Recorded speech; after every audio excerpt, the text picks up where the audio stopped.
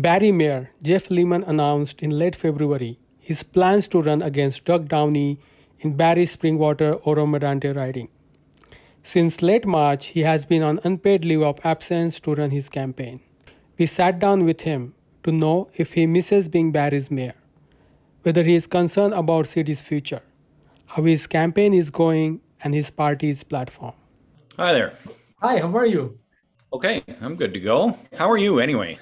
I'm great. Yeah, thank you. Uh, Thank you so much for taking the time. I know very busy right now Yeah, doing the campaign. So welcome and thank you for joining me today.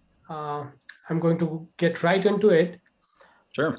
Before we talk about your present and future plans, I want to quickly talk about what you left behind. The city Okay. hall, Yep. being mayor. So, do you miss being mayor, and what do you miss most about it? Of course I do. I guess probably what I miss the most on the day to day is working on sort of the major files with the people in the community that I built relationships with over so many years. Um, it is very strange all of a sudden to sort of put those relationships on hold a little bit because I'm doing something else. I'm used to a regular cycle of meeting with the leadership from various different organizations and pushing projects forward. Um, and I do miss the community events, although I've been going to some of them in this capacity. So that's probably a change too. Yeah, and I'm sure you are watching the developments at the city hall. You made a short cameo at this year's Mayor's Innovation Award ceremony. After 10 years of your leadership, there is a sudden power vacuum in the election year, and that you can see in many meetings. I'm sure you are. I don't know if you have noticed that, but are you concerned about the future of the city since you said you are not coming back despite of what happens in the provincial election? And do you have any suggestions for the council? Yeah. No, I'm not concerned because I think a lot of the work that we have done, has been to build capacity in our community to respond to the challenges that are in front of us. So, just for one example, small business, I was having a conversation just previous to this interview with someone who was part of the network of support for small businesses that didn't exist 10 years ago in Barrie. And, I think what we've tried to do is build organizations and systems to some extent that can be sustainable. A lot of the things we do, because it's very pragmatic, local government, it can be apolitical. Culture funding is another great example. The funding that goes to arts organizations and the major events that happen in Barrie, the festivals and so forth, all of that happens independent of the political world, which is a good thing. It's not good for politicians to be picking and choosing grant recipients, right? I think that will give us some sustained strength on some of the key issues that affect the community. There's always going to be a need for political leadership, I hope that along with building the capacity in the community, we built some political capacity that says, our residents will demand that the next council tackle the big issues that are affecting our community. And any particular issues that you see in front of the city, the council right now that are, you know, that have any concern according to you, or that are of importance? Yeah, of course. I mean, housing and homelessness, I think, related issues are top of mind right now. And notwithstanding the sort of real estate market maybe slowing down a little bit now, hopefully that eases the pressure on rents. There's certainly the intersecting crises of addictions, mental health, and homelessness continue to be very prominent and should be important to all political leaders in our community. Um, and I think the climate change crisis, because council just received and approved a sweeping strategy to address it. The key question there is, will they then resource what's needed to make the change? The plan is done. The plan is approved. Now we need the political leadership and will to implement it. Now let's talk about the provincial election. Sure. So when I look into your record, so this 2022 election looks a lot like your 2010 mayoral election, right? Mm. So you are up, you are up against a recognized established MPP. In this Mhm. case, it's Doug Downey, who also happens to be the Attorney General, Mhm. and he, continued to has a great rise through the provincial government in the last few years. But unlike 2010, you're not just a one-term councillor. You have been the mayor for more than 10 years. So is it a deliberate part of your politics to go up against a big guns, so you have more credibility and more name? No, it wasn't. It wasn't the reason why I chose to run in Barrie Springwater Oro-Medonte. I mean, I chose to run here because I've always represented this part of the city. Go back to my beginning in public life was as Ward 2 councillor for the core area of the city and the inner suburbs on the north. I think the issues also affecting Barrie Springwater Oro-Medonte really do lend themselves to my background. I happen to think probably my background better lends itself to the North riding than the South because of the issues related to growth, the pattern of development, protecting Lake Simcoe, transportation policy, and those sorts of things. So those were all of the reasons. And I think in terms of the political side of it, yeah, it's nice to be the underdog again. We're running a campaign as hard as we possibly can because we have every respect for both the incumbent and the other candidates. Yeah, about the campaign, I'm not that new to Barrie now, but I'm comparatively new. And at least on my street, I live in the same riding as you are in, and on my street, uh, I don't know if it's only me that noticed, but I have seen people only from Lehman campaign. At least at my door, I have seen 3-4 people. And the thing I have not seen in Barrie before is the diverse set of people that have knocked on my door representing your campaign. So that's just the question I have is how do you build the campaign that very much required when you are going up someone against Doug Downey, and how do you attract people from a diverse background, and how do you inspire them? Well, I'm super proud of the team that's come together here. I mean, campaign teams come together very organically. As much as there are people who are on this campaign who've helped me since the beginning, some from 2006 for my first campaign for councillor. Many of the people who are putting in 12-hour days here, day in and day out, are brand new to my campaign. They may have been involved with the Liberal Party before, but I'll tell you, my top 3 canvassers are all under 25 years old, and they are just incredible. And yes, they're people from very diverse backgrounds, and we've intentionally tried to reach out across our community. I think one of the things that I've been really proud of and enjoyed doing as mayor over the last many years is getting to know different ethno-cultural organizations in our community, and the sort of center of gravity for those communities. They all have people or places or sometimes events that really are where those communities come together. And so we've tried to reach out in those ways and through those channels. And it's just really incredible to see the number of people that are willing to then give me their time, the gift of their time. So it's, as I say, it happens very organically. And people who are willing to put in the amount of time that's needed on a campaign, all on a volunteer basis, is just amazing. Yeah, and right now we are living in a different world than we were a couple of months back, right? Housing affordability is, as you mentioned, still an issue, but the market has started cooling down. But now we have a war in Ukraine. There is a stock market slowdown, rising inflation, jobs. That might have impact on the jobs as well. So the job security, cost of living are the big concerns right now, especially for the middle and lower classes.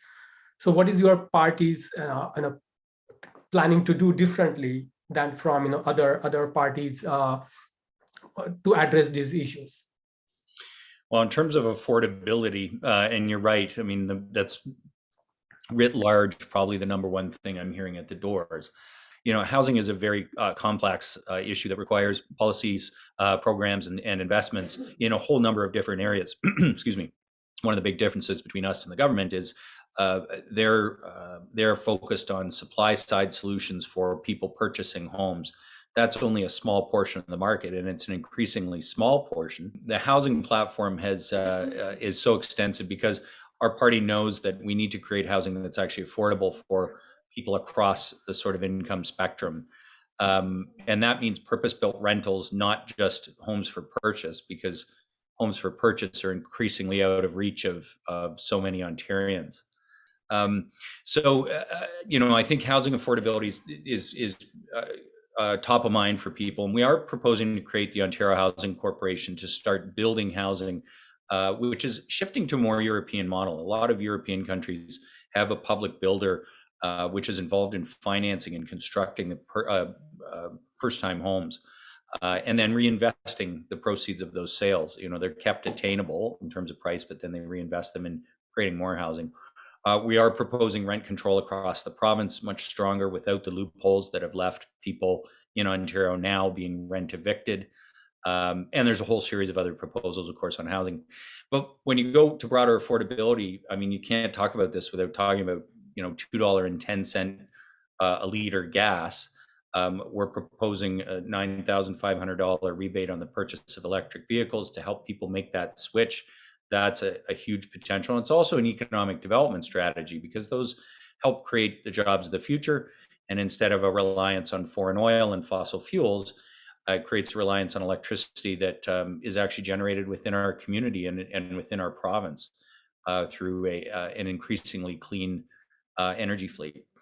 But there's other basic pieces too. Of course, we're talking about $1 transit fares for 2 years, which is a really key piece to bring back ridership after COVID and help fight climate change. We think that will bring back many, many people to public transit, get them off the road, and help them commute much more affordably if commuting is something they have to do. You mentioned, about the climate crisis. So I remember when you made the announcement in February, you said, to be a liberal means being a big tent politician who can ignore failed extremists on the left and the right and focus on delivering pragmatic and purposeful change. But when it comes to climate change, there are burning issues like climate change, no pun intended, that need extreme solutions. Temperatures in many parts of the world are touching 50 degrees, highest in more than 100 years. So, in a recent debate, you said liberals would allow to build one highway but cancel the other. So many environmentalists believe that we need to stop building highways, especially through green belts. So are liberals, given the big tent politics, capable of strong actions, on issues that matter the survival of the planet, like climate change? Yeah. So there's a lot in that question. So the electrification of the passenger fleet is obviously part of the solution around this. This is why we want to invest so much in encouraging the mass changeover of our passenger vehicles to EVs. If you look at the components of climate change, where emissions come from, transportation is the biggest piece. And I think our platform on $1 transit fares and supporting the purchase of EVs those are huge steps. And I mean, $1 transit fares, for example, is going from in Barrie to Toronto, $15.80 to $1 for a GO Transit trip. I mean, you can't drive for anywhere close to that. I mean, you can't even get out of the driveway. So I think those are bold steps. I think the other piece, when we talk about climate change, though, it's very easy to focus on that personal transportation piece, which is very, very important, probably the most significant single thing we can do. But the solution is going to have to be much greater than that. And I agree with the premise of your question.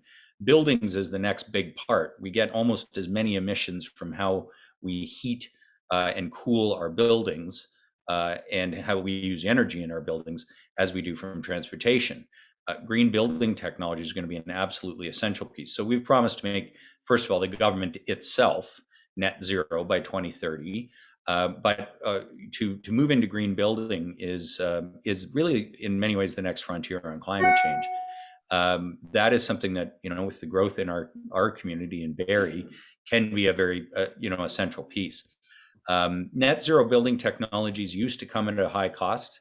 They now come at a minimal cost, and in fact, there's a positive business case when you look at the operating costs of a home. And as energy costs increase, that will only assist people in terms of the affordability of homes.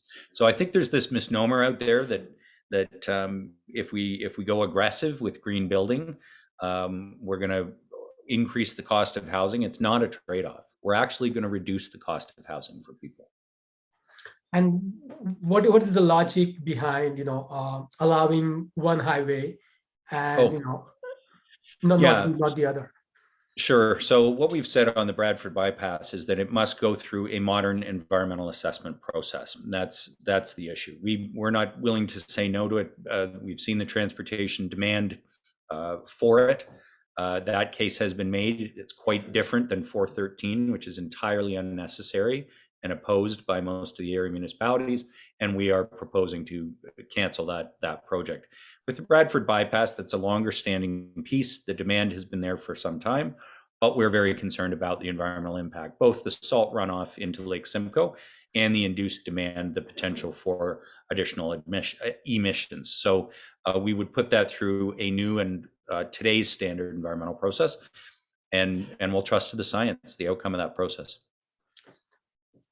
There are many people who contribute to Ontario's economy but are vulnerable and not eligible to vote. For example, farm workers. Mm-hmm. And during the pandemic, we have seen the plight of farm workers. The vaccination issues, their infection and their care. Yep. So no party even mentioned them, including the Liberal Party have mentioned them in their party platform. So how do you plan to stand up for groups like this? Yeah, well, probably you didn't see them in the platforms because their immigration status is, of course, a federal issue. I think, especially in our area where you've got in the Holland Marsh, for example, large number of migrant workers who are part of the, just as you say, part of the economy. I think what we're proposing to do is, as people come in to the country, they become permanent residents. They're starting to be able to live and work here. We're proposing a portable package of benefits that will help protect them and put them on equal footing. We call it economic dignity. So in addition to the minimum wage, the universal basic income pilot that we wish to continue and so forth, we're proposing to create a worker portable. So instead of being with your employer, it'll be with the worker, package of benefits, health and dental, and mental health, by the way. The health includes mental health benefits. So that everybody gets access to those services, and people who are here and working are not disadvantaged because their employer may make different choices about the degree to which they support their workers. And are there any plans? The regulations for farms come under Ontario government. So are there any plans to make sure they are accountable to provide better care and better work environment for farm workers? Well, they're bound by the same rules when it comes to basic employment law, WSIB, and other statutes as other employers.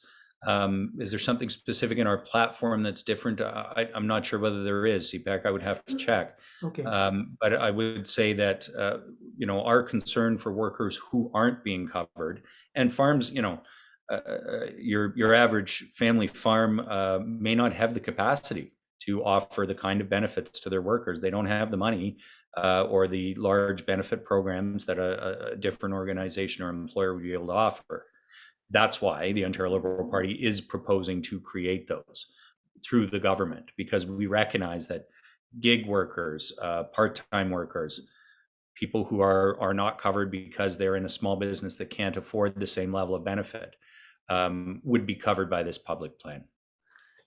And another vulnerable group is international students. Barrie has a big college where there are a lot of international students, and there was a piece in the Globe and Mail recently that showed how Canada, being one of the richest countries in the world, build this education system of international students pay a lot more than domestic students, exploiting the international students who specifically come from the developing countries. So how would you because these issues can't be addressed at the city level, and that's one of the things you said. There are certain things that can only be done at the provincial level. That's why you want to go at the Queen's Park and fight for those issues. So how would you, either Liberal Party or Jeff Lehman, as an MPP, would address those issues for international students? Yeah, well, the key issue I've seen in the community is obviously the housing situation for student housing. There's far too many informal and unfortunately sometimes unsafe housing situations. And what we've said in our platform is we need an intentional international student housing strategy, an approach that recognizes cultural differences and would allow us to work with those communities. I mean, when we were crafting the housing platform as a municipal representative, one of the things that was quite concerning to me, of course, was that the government seems to have this sort of adversarial relationship with everybody, whether it's municipalities or teachers or healthcare workers. You need to work with the local communities to come up with practical solutions that work on the ground. And that actually made it right into our platform. I think our party's approach is different. We have a different approach to governing. So as it relates to this issue specifically, I think, some of the things you and I have talked about in the past may well be good parts of the provincial solution, where we see housing that is intentionally constructed. We have an Ontario Housing Corporation that we're proposing. We are talking about having colleges and universities being actively engaged in housing, and that's been a bit of a challenge for Georgian College at times. So I think that piece for international students, I think, becomes critically important. And one thing that we've also talked about before that hasn't really been the approach of the government is to do this in a way that respects cultural differences. And it's not hard to do that. I mean, we can understand that living arrangements differ and make accommodation for them. And there's always a basic requirement for safety. And that's been part of the problem. We've had landlords who are willing to have unsafe conditions and, as you've said, exploitative conditions because the demand is so great.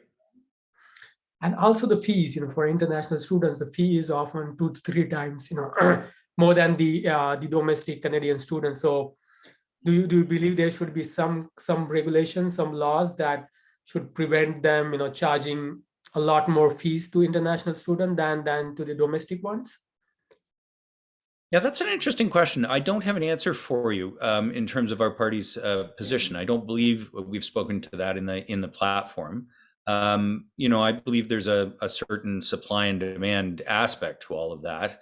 But at the same time, I think, one of the interesting questions too is what student support is available for international students, either in their home country, but from the institutions themselves, so that there's some degree of equity, and it's not only wealthy students who are able to come to Canada or students from wealthy backgrounds. Yeah, and just in the last couple of questions, one is about the Indigenous issues. One of the first things Ford government did was start singing God Save the Queen at the Queen's Park, and many Indigenous MPPs call that an insult, going back to the colonization. So what would be the Liberal stance on singing the colonial anthem? So that one hasn't that's not one that I have an answer for in terms of the party position, but I will tell you a couple of things that are very important to us. You can't be serious about truth and reconciliation unless you elevate it to the level of one of your government's top priorities by appointing a minister the Ford government got rid of the ministry in a minister's position in cabinet, we would restore that. That puts implementing truth and reconciliation right into cabinet, right at the center of our government's agenda, or part of our government's agenda. We also really believe in investing in curriculum, Indigenous written and prepared curriculum for the public education system, and also libraries. This is something specific that was in our platform because we want to provide support for learning of Indigenous tradition and histories, pre-colonization. So we are talking about the entire history of this province when we're educating our students. I think, again, in our platform, there's a fair bit dedicated to Oh, I just lost. truth and reconciliation with the TRC calls to action. And, when you talk about the provincial role in that, sorry. Yeah, I lost you when me? you were talking about the party platform. Yeah. Okay. So when you talk about the province's role in TRC, education is absolutely at the core of it because, again, of the things that we do, education is key piece, as well as access to Indigenous healthcare. Yeah, and the last thing about the senior care homes, what we have seen during the pandemic, that many seniors died in a senior care home. That was the first where the pandemic started in Ontario. So what is the Liberal plan to address? And we also know, in one of the Barrie's senior home, there were many deaths. So what is the Liberal plan to address issues and support seniors? Yeah, so two key planks in our platform on reforming how we care for our seniors. One is ending for-profit long-term care. So the Liberals are proposing to move all homes into a public system, and that means not-for-profits and municipalities may own them, but doing that by 2028. That's a key piece around the long-term care facilities themselves. We don't have a profit motive active in our healthcare system. It should not be active in the long-term care system. And we know that for-profit homes had much worse outcomes during COVID. The second piece, though, is home care. And I really want to stress this because, keeping people from having to go into long-term care facilities by providing care at home, by using the technologies that are now available, by properly paying personal support workers and registered nurses, is a key part of our platform. We're proposing that 400,000 more seniors would receive home care by 2026 in Ontario. That's a significant number when you look at the demographics. But it starts with respect for not just our seniors, but also the workers in those industries and systems.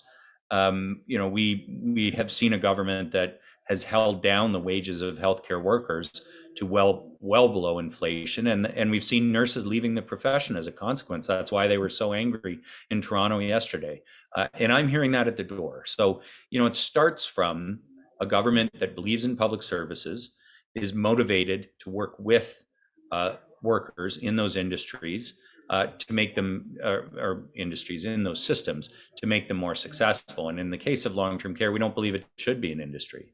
It should be part of the public system.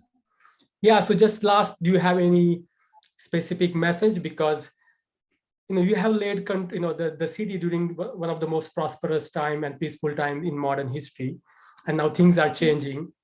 So Jeff Lehman as a person, and Liberal Party representing the Ontario. So what qualifies you and your party more than other party and the candidates? Well, thanks for that. Thanks for those kind words. At the core of it is our beliefs. It is a very stark choice that faces us, I think, in this election, between a government that sees public services as a cost center for them to cut for their other priorities, and our party, which is proposing to invest in public services to build a stronger province. And that goes across the system, whether it's education, healthcare, transit, transportation, long-term care, or economic dignity for our workers. It's a fundamentally different view of people, of the province. I'm excited to be part of it because I think I share so many of those views. And we also understand that we can't mortgage our future to accomplish it. We've costed every one of these proposals. It's all costed in our platform, and we are proposing to bring the province back to a balanced budget. But the choices we make are just so essential. We've got a choice, for example, between Highway 413 at $10 billion or the investments we're proposing to make in terms of a $1 transit, repair of schools, and economic dignity for workers. I mean, the choices are very clear, and I'm excited to be part of it because, I've been a mayor. I've always been a sort of pragmatist. It's about trying to get things done to improve the quality of life and to make our systems work better.